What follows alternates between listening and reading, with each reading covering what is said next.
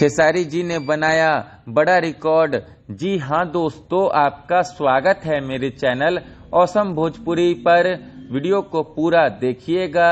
Video पसंद आए तो वीडियो को लाइक और चैनल को सब्सक्राइब कीजिएगा।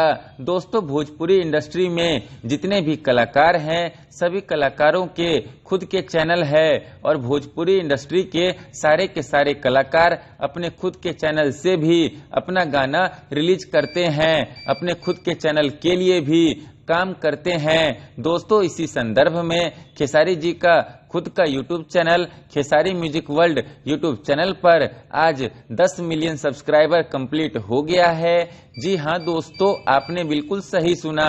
दोस्तों, खेसारी जी का YouTube channel Khesari music world पर आज 10 मिलियन सब्सक्राइबर कंप्लीट हो गया है, जो कि अपने आप में एक बड़ा रिकॉर्ड है। और खेसारी जी के अलावा भोजपुरी इंडस्ट्री के किसी भी कलाकार के खुद के यूट्यूब चैनल पर 10 मिलियन सब्सक्राइबर नहीं है। खैर, आप लोगों को खेसारी जी से जुड़ा ये बड़ा अपडेट कैसा लगा कमेंट करके जरूर बताइएगा।